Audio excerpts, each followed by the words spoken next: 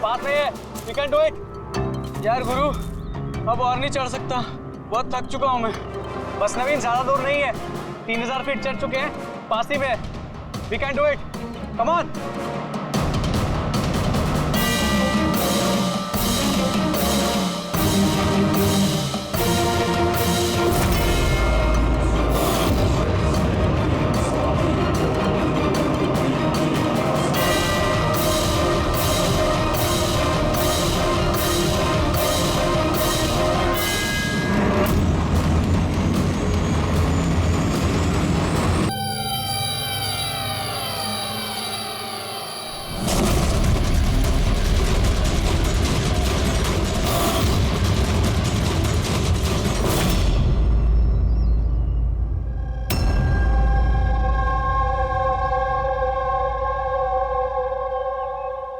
ऐसे लग रहा है जैसे रॉनी के मर्डर की फोटोकॉपी देख रहे हैं। 3000 फीट की ऊंचाई पे ठीक वैसे ही गोली मारी है सर के पीछे। इसको भी ऊपर से गोली। क्या आप लोग जब ट्रेकिंग कर रहे थे तो ये हितेन के पीछे भी कोई था क्या? नहीं सर, हितेन ही सबसे पीछे था सर। सर ये देखिए फुटेज। सर ये वही जगह है जहाँ पे ये सब कुछ हुआ। कमाल है, पीछे तो सिर्फ खुला आसमान है, ऐसी कोई जगह दिख ही नहीं रही जहां से गोली चलाई जा सके। फिर इसे गोली कहां से लगी? दोनों केसेस में पता नहीं चल रहा है कि गोली चली कहां से। सर एकदम सही कह रहे, आसमान से कोई कौवा या कबूतर थोड़ी गोली चलाएगा। ये गोली चली तो चली कहां से? और ये दोनों गोलियां 24 घंटे के अंदर अंदर चली। मुझे लगता है इन दोनों केसेस का आपस में कोई ना कोई कनेक्शन तो है। तो ये हितेन काम क्या करता था? सर वो कॉलेज स्टूडेंट था सर, मुंबई ग्रेजुएशन करने आया था सर। ट्रैकिंग का बहुत शौक था उसको। जी समझ में नहीं आ रहा, कोई एक कॉलेज स्टूडेंट को मारने के लिए इतनी प्लानिंग क्यों करेगा? ये तो पहले रॉनी और अब ये हितेन। इससे पहले कि आसमान से चलने वाली गोली का कोई तीसरा शिकार हो जाए, इस खूनी तक पहुंचना होगा जल्दी से जल्दी। पिछले 24 घंटों में 2 खून हुए हैं, दोनों जवान बच्चे हैं और दोनों को मारने का तरीका भी क्या हाई प्रोफाइल। सर दोनों की मौत हुई है एडवेंचर स्पोर्ट्स करते हुए, जमीन से हजारों फीट ऊपर मारा है सर। मगर सर सोचने वाली बात है कि खूनी ने ये एडवेंचर स्पोर्ट वाला समय ही क्यों चुना इनको मारने के लिए?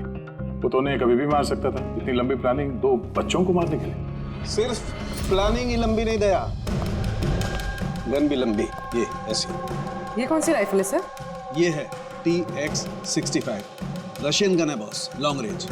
ऐसी गन से मारा गया हो। सालुंके साहब, क्या इस गन से 3 किलोमीटर दूर निशाना लगाया जा सकता है? हाँ रेडी, शूटिंग रेंज में ट्राई करके देख लिया है, इसकी रेंज 3 किलोमीटर से ऊपर ही है। ऐसी गन तो आर्मी वालों के पास या फिर आतंकवादियों के पास ही मिलेगी। बिल्कुल बॉस, और इसीलिए मुझे लगता है कि ये सिर्फ मर्डर का मामला नहीं है, कोई बहुत बड़ा गुनाह होने वाला है, लार्ज स्केल पर। सर काम करो, दिल्ली में जाओ इंडियन इंटेलिजेंस विंग में और पता लगाओ कि ये ऐसी गन किसके हाथ लगी थी और कैसे।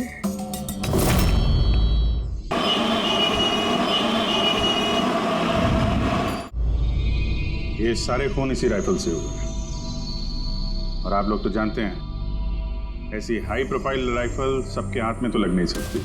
आप बिल्कुल सही कह रहे हैं सर। और गौर करने की बात तो ये है सर कि ये राइफल कोई खरीदना भी चाहे तो खरीद नहीं सकता। ये 1 या 2 पीस नहीं बिकती, पूरा का पूरा अलॉटमेंट होता है। तो पिछले कुछ सालों में जो आतंकवादी हमले हुए हैं उसमें ये इस तरह के राइफल इस्तेमाल हुए थे? जी हाँ। तो आपको किसी आतंकवादी गिरोह पे शक है? जी हाँ, अगर हमारा अंदाजा सही है तो हम जानते हैं कि इसके पीछे किसका हाथ है। कौन? इलवारे जिले में कुछ समय पहले हमारी आर्मी ने बहुत सारे हथियार जब्त किए थे। उन हथियारों में ये वाली राइफल भी। हाँ प्रताप सर, सारे आतंकवादी मारे, उनमें से एक आतंकवादी बचकर निकल गया और हमने उनके सारे हथियार जब्त कर लिए। Well done Pratap sir. और जो आतंकवादी भागकर गया है उसके बारे में सारे पोस्ट को अलर्ट कर दो। तो ये काम उस आतंकवादी का हो सकता है जो बच के निकल गया था वहां से। जी और हमारी इंफॉर्मेशन के मुताबिक ये आतंकवादी गिरोह जल्दी ही कुछ बड़ा करने वाला है। शायद ये उसी की शुरुआत हो।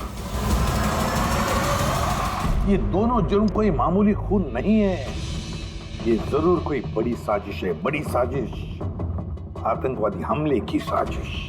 हाँ सर, और इस हमले को रोकने के लिए पहले इन आसमान से चलने वाली गोलियों का राज का पता लगाना पड़ेगा सर। और इस राज का पता करने के लिए हमें सबसे पहले ये पता करना पड़ेगा सर कि आतंकवादी रॉनी और हितेन जैसे आम आदमी की हत्या क्यों की। वैसे क्या कॉमन है इन दोनों खून में? सर दोनों मर्डर हवा में हुए, दोनों बार गोलियां ऊपर से चली, हाई प्रोफाइल राइफल से। किसी प्रोफेशनल शार्प शूटर का काम है सर ये। और सर इन दोनों केसेस में कोई वैंटेज पॉइंट नहीं है, कोई ऐसी जगह नहीं है जहां पे बैठ के खूनी इन दोनों पे गोली चला सकता है। वैंटेज पॉइंट, वैंटेज पॉइंट, कहीं यही तो वजह नहीं हो सकती है? तो आप कहना चाह रहे हैं सर कि खूनी के पास कोई जगह नहीं थी बैठ के गोली चलाने की, और उसे ये पक्का करना था कि उसका टारगेट छूटे ना, उससे कोई चूक ना हो, इसलिए वो इन दोनों पे प्रैक्टिस कर रहा था। एग्जैक्टली अभिजीत, एग्जैक्टली, वो निशानेबाजी की प्रैक्टिस कर रहा था। मतलब सर उसका असली टारगेट कोई और है? सर अगर कोई वैंटेज पॉइंट था ही नहीं तो फिर वो हवा में गोलियां कहां से चला रहा था? पंकज, तुम्हारे सवाल का जवाब तुम्हारे सवाल में ही है। ये बताओ कि हम, मेरा मतलब है इंसान हवा में कैसे उड़ता है बिना पंखों के? सर एरोप्लेन से या फिर हेलीकॉप्टर से? बस तुम्हारा जवाब मिल गया। लेकिन सर वहाँ क्राइम सीन पे ऊपर आसमान में कोई चॉपर तो उड़ नहीं रहा था, ना ही कोई केबल कार थी वहां पे।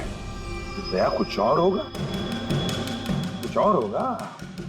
अभिजीत, मैप निकालो, वहां उस पैराग्लाइडिंग और माउंटेनियरिंग कैंप के आसपास देखो। मेरा मतलब ऐसा कुछ है क्या जहां से आदमी हवा में उड़ सके? जंगल है, और हाँ ये 2 हॉट एयर बैलून रेंजेस भी हैं। सर देखो जहां पर खून है उसके आसपास कितने रेडियस में है ये? सर ये दोनों 60 किलोमीटर के रेडियस में है। तो एक बात तो पक्की हो गई, खूनी वहां पर उस हॉट एयर बलून में बैठा था और वहीं से उसने गोली चलाई 3 किलोमीटर की दूरी पे। सर अगर किसी को हॉट एयर बैलून की सवारी करनी है तो पहले से बुकिंग करनी पड़ती है, कोई ऐसे ही नहीं जा सकता। कोई बात नहीं, तो वहां उस हॉट एयर बलून रेंज के ऑफिस में जाकर पता लगा कि ऐसा कौन सा टूरिस्ट था जिसने उन 2 दिनों में दोनों हॉट एयर बलून में सवारी की थी। ये टोटल 12 लोगों की लिस्ट है जो उस दिन हॉट एयर बैलून में बैठे थे। कुछ लोग अलग बैठे थे और कुछ लोग ग्रुप बना के बैठे थे। तुम्हें कुछ याद है कि इनमें से कितने लोगों के पास कोई सामान या कोई बैग्स थे? या फिर कोई बदमाश जैसा दिख रहा हो? नहीं, बदमाश तो कोई नहीं लग रहा था, लेकिन एक बूढ़ी आंटी थी जिन्होंने बैकपैक रखे हुए थे और वो चश्मा और टोपी भी लगाई हुई थी। हाँ, हम भी हैरान थे कि इस उम्र में ऐसी ट्रैवलिंग का जज्बा। और जब फोटोज खींची जा रही थी तो वो शर्मा रही थी और अपना मुंह छुपा रही थी। ये बुढ़ी आंटी शार्प शूटर, सुनने में थोड़ा अजीब नहीं लग रहा है? हाँ सर, मैं ही पायलट हुई थी। 25 फरवरी को कुल मिलाकर सर मैंने 6 लोगों को एयर बैलून की सवारी करवाई थी और 2 लोगों को दिनेश ने सर। अच्छा, तो उनमें से कोई गड़बड़ टाइप का आदमी लगा या जिसके पास कोई सामान वगैरह हो? सर ऐसा तो कोई नहीं था।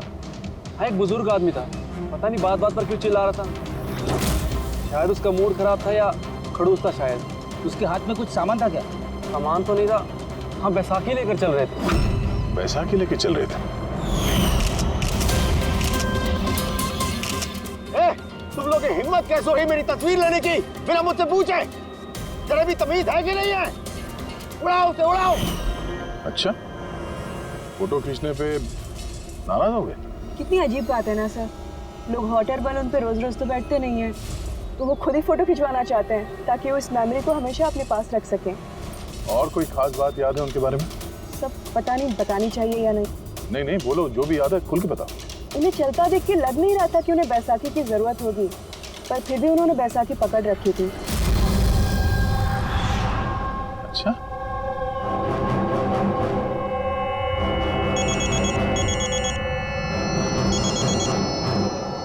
हाँ सर। अपूर्वी, कुछ मालूम पड़ा? सर यहाँ पर एक बूढ़ी औरत आई थी और उसके हाथ में एक बैकपैक भी था, और हाँ, फोटो खिंचवाने से भी ऐतराज कर रहे थे। अच्छा, यहाँ भी एक बूढ़ा आदमी आया था हॉट एयर बलून में बैसाखी लेके, और उसे भी फोटो खिंचवाने से परहेज था। सर कहीं ये बूढ़ा आदमी और ये बूढ़ी औरत एक ही इंसान तो नहीं है? एग्जैक्टली, वही शार्प शूटर। उसके बैग में और इसके बैसाखी में वो राइफल था जिससे ये खून हुआ है। और सर दोनों दिन ये ऊपर अकेला ही गया होगा, क्योंकि अगर किसी और टूरिस्ट के साथ जाता तो फिर राइफल सेट करने में और निशाना साधने में काफी मुश्किल हो जाते। नहीं पूरी, मुझे लगता है वो अकेला तो नहीं गया होगा। मतलब हॉट एयर बलून चलाना और साथ में ये राइफल भी चलाना, दोनों काम एक साथ करना जरा मुश्किल है। इस हॉट एयर बलून का पायलट भी होगा साथ में। मतलब सर इस जुर्म में पायलट भी मिले हुए हैं? यस, एक काम करो, उस पायलट को पकड़ो जल्दी। उस दिन उस बूढ़ी औरत को ऊपर बलून में कौन ले गया था? पायलट कौन था? संजीव था।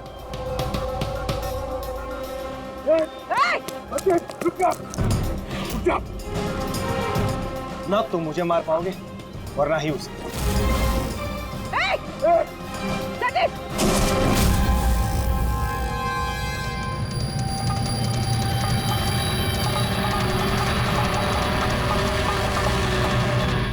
ये तो अपनी जान देने के लिए तैयार था।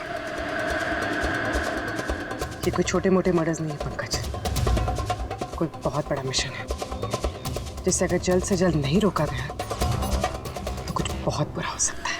अच्छा गीता, 24 फरवरी को जो आदमी ग्रुप में नहीं जाना चाहता था, अकेले जाना चाहता था, उसका पायलट कौन था? कौन लेकर? सोलो ट्रैवलर को तो दिनेश लेकर गया था। कमाल है दिनेश, इतनी देर से चुप बैठे हो, कुछ बोल ही नहीं रहे हो। तुम लोग मुझे पकड़ नहीं पाओगे।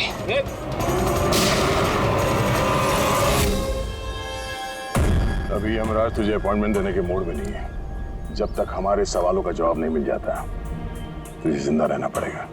चल। मार लो, जितना मार सकते हो मार लो, मुझे कोई फर्क नहीं पड़ता। वैसे भी तुम्हारे इन कानून के कमजोर थप्पड़ों में इतनी ताकत नहीं है कि मेरे जुर्म की मजबूत हड्डियों को गला सके। मुझे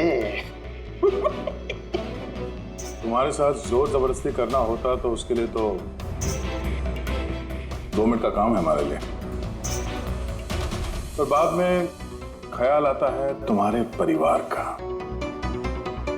तुम्हारी बहन। अगले महीने उसकी शादी है ना, कैसा लगेगा उसे कि उसकी शादी हो रही है और शादी के वक्त उसका भाई इस दुनिया में नहीं है? हाँ? और तुम्हारी माँ हर महीने खर्चे के लिए पैसे भेजते हो ना, तुम्हारे जाने के बाद कौन ख्याल रखेगा उसका? कभी सोचा इसके बारे में? हाँ? नहीं? चलो, अब भी मौका है, सरकारी गवाह बन जाओ। वादा करते हैं तुम्हारे जेल जाने के बाद तुम्हारी माँ का ख्याल हम रखेंगे। सच? मतलब पूरा ख्याल रखोगे? पूरा ख्याल? हाँ, तुम्हारी माँ का पूरा ख्याल रखेंगे। तुम बस ये बताओ कि किसके लिए काम करते हो? तुम्हारा बॉस कौन है? बता दो, पक्का बता दो। हाँ बताओ। मैं जिसके लिए काम करता हूं ना, मेरा बॉस है सर, उसका नाम है एसीपी प्रद्युम्न।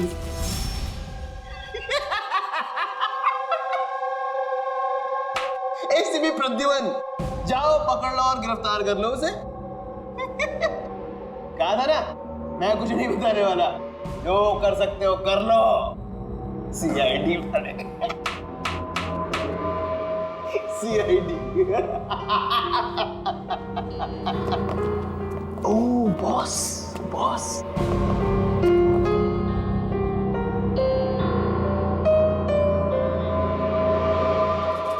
कोई बात नहीं, कुछ मत बताना।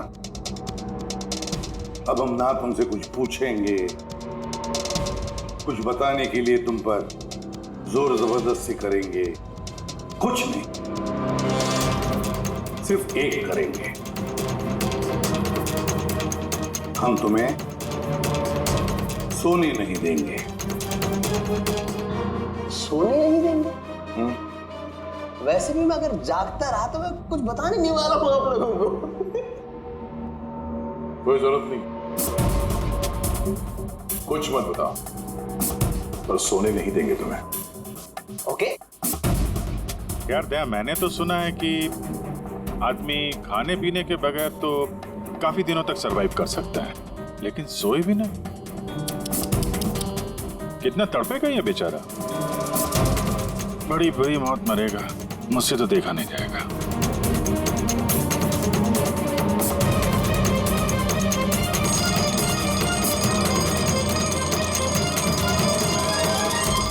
समय काटने के लिए आसानी होगी, हाँ? अपने जिंदगी के आखिरी पल अपनी आंखों के आगे गुजरते हुए देखो, ठीक है? Thank you. सोने मत देना इसको।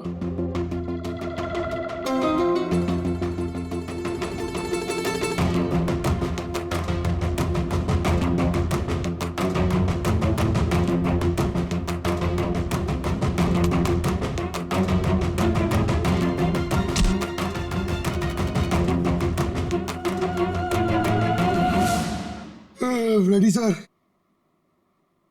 अरे कहाँ हो यार?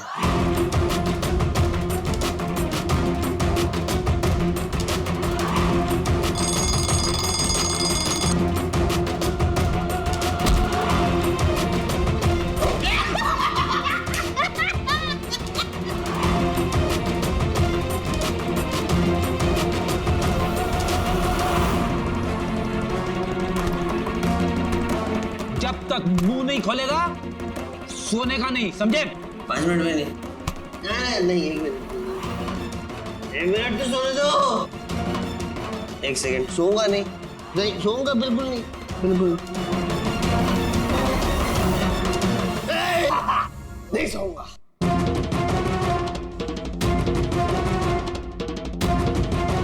बस अब टूटने वाला ही है।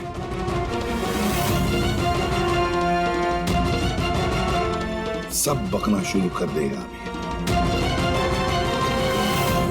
बल्लू, बल्लू नहीं सोएगा तू।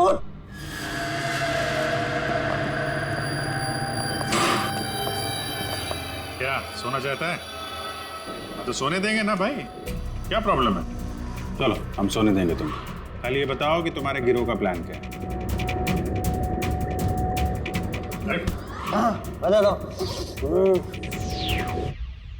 मेरा नाम दिनेश नहीं है, मेरा नाम मेरा नाम बल्लू है, दिनेश नहीं है मेरा नाम। और मुझे स्पेशली इसी मिशन के लिए तैयार किया गया था। और जो मर्डर हुए थे ना, वो प्रैक्टिस थी।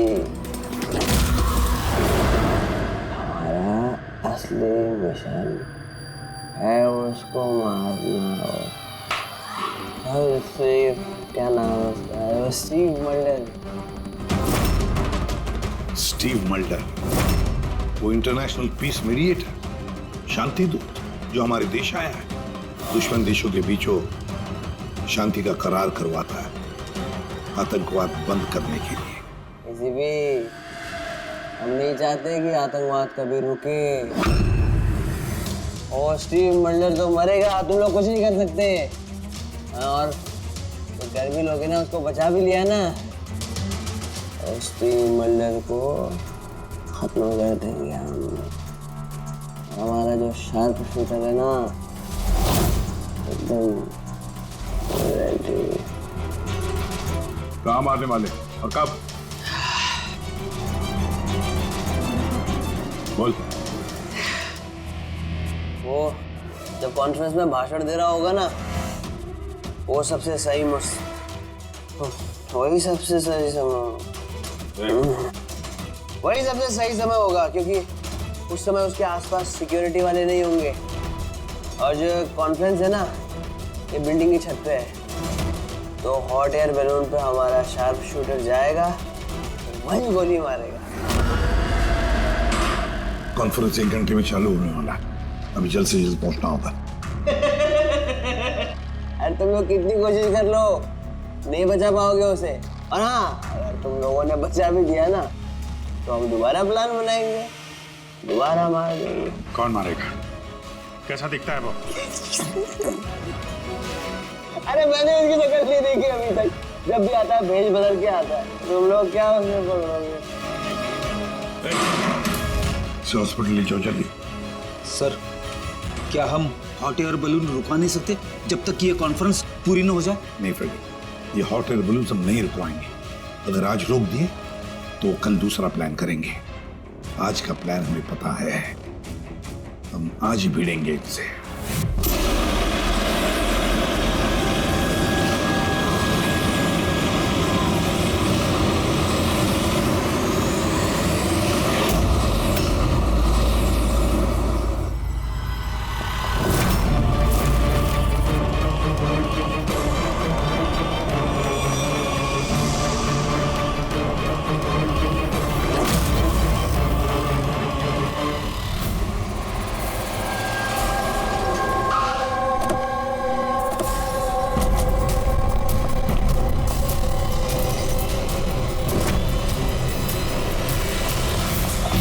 CID मिस्टर स्टीव मल्डर का है, ऊपर कॉन्फ्रेंस में।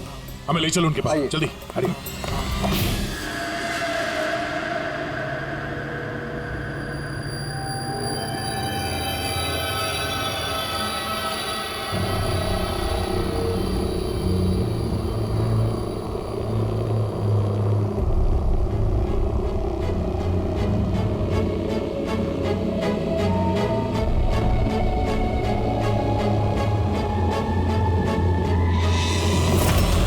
यहाँ पे 4 बलून है, 2 हवा में है और 2 रेडी हो रहे हैं उड़ने के लिए। मेरे सामने जो बलून है सर, उसमें एक कपल है और वो लड़के के पास एक बैकपैक है। नजर रखो उन पे, कौन कौन आ रहा है, कौन कौन जा रहा है, सब पे ध्यान रखना। ओके?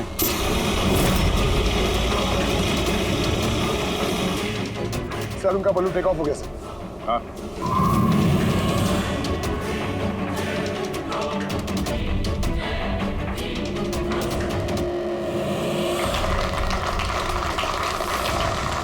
इस दुनिया में टेररिज्म क्यों है? ये क्वेश्चन बहुत जरूरी है। और ये टेररिज्म तभी स्टॉप हो सकते हैं जब सभी देश भाई भाई की तरह साथ रहें। टेररिज्म को जड़ से उखाड़ फेंकना होगा हम सबको।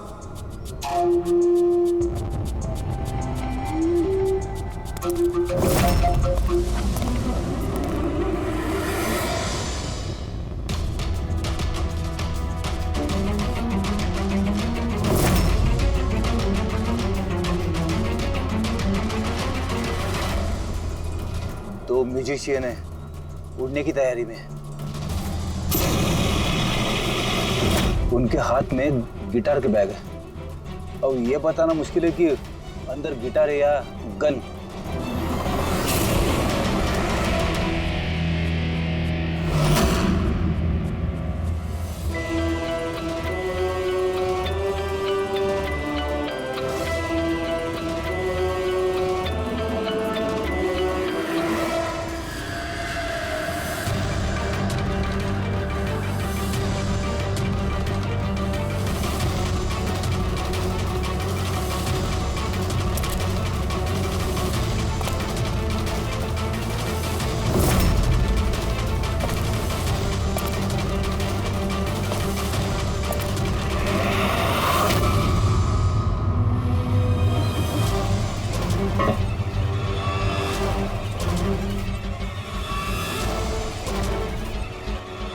सर और एक आदमी आया है, उसके पास एक बैकपैक और एक क्रच है।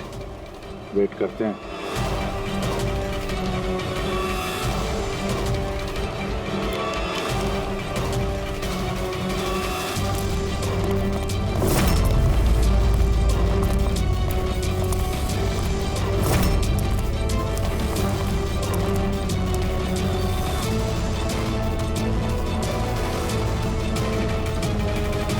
सर, कैमरा क्रू वाले आए हैं, उनके पास 2 बैग है। Camera crew?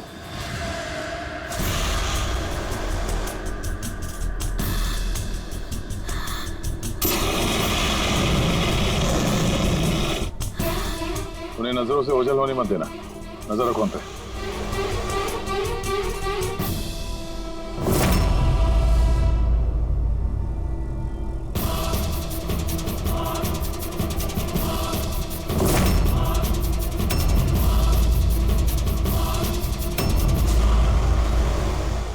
यहाँ तो बहुत सारे बलून उड़ रहे हैं। सुसाइड बॉम्बिंग क्या है?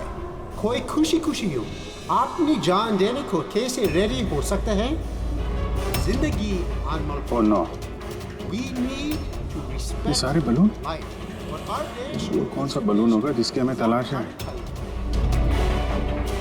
लगता है वेश बदल के आया है।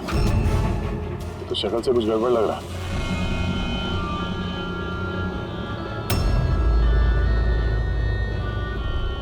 क्या? वो गिटार वाले पे नजर रखो। अपनी गलतियों से सीखना चाहिए हमें, ताकि World War I और World War II जैसे ये तो गिटार है। चल क्या रहा है ये? ऊपर जाके ये लोग म्यूजिक बजाने वाले हैं क्या?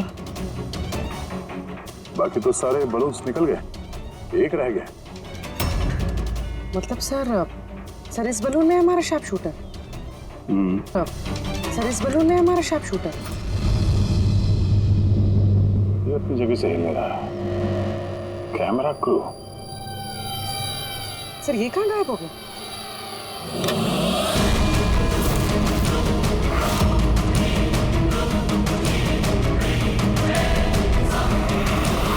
सर इसके पास तो राइफल है, वैसे जैसे साड़ों के सर ने बताई थी। अब जी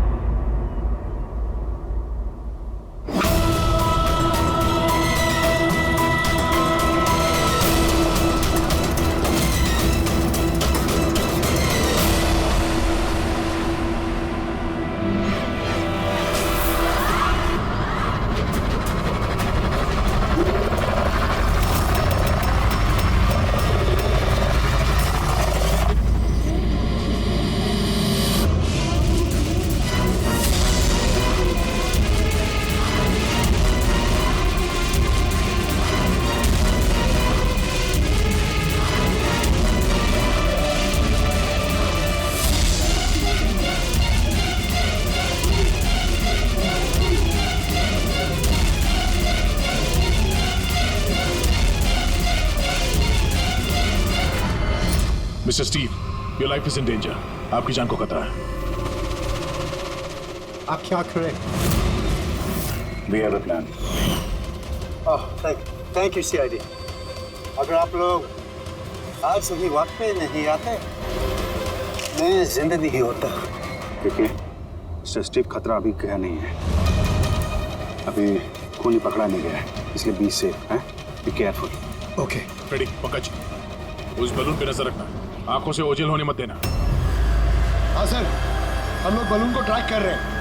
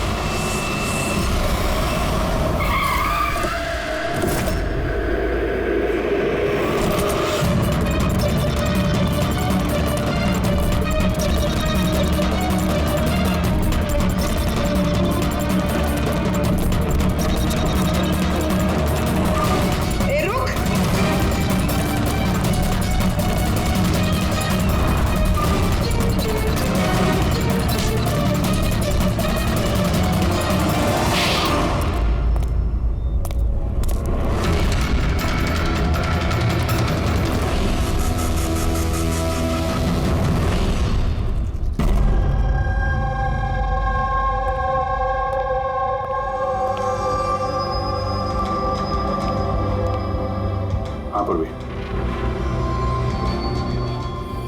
गुड जॉब, कांग्रेट्स। पकड़ गया killer, Mr. Abhijit? Yes, Mr. Stevie got you. Yes. Well done. Well done. CID बरसों से इस देश की सेवा कर रहे हैं और आज एक बार फिर आपने एक खतरनाक टेररिस्ट को पकड़ लिए है। अभी वो पकड़ा क्या है? बहुत जल्द हम उसके पूरे ग्रुप को पकड़ लेंगे। Mister Steve, we are very proud of you. आप जैसे लोगों की दुनिया को जरूरत है, जो आप जैसे साहसी हैं और नेक हो।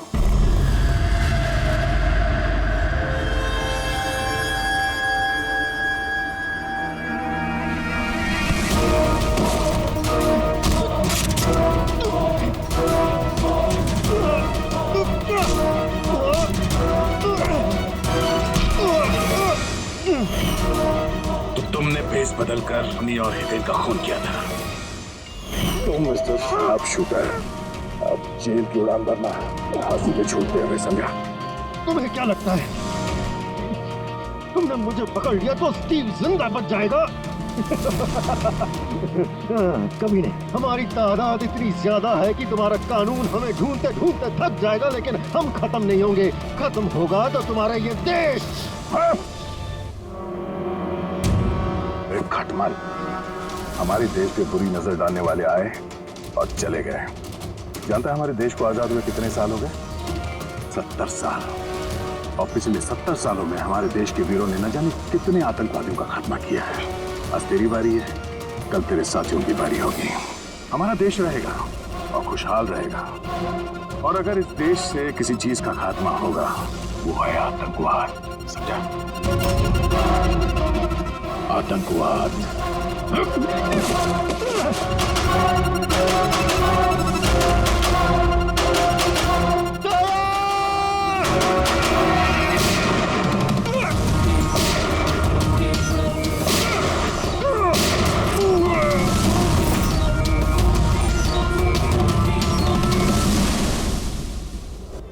आतंकवादी पीठ पे ही गोली मारोगे? हम लोग यहाँ खाते गोली, यहाँ।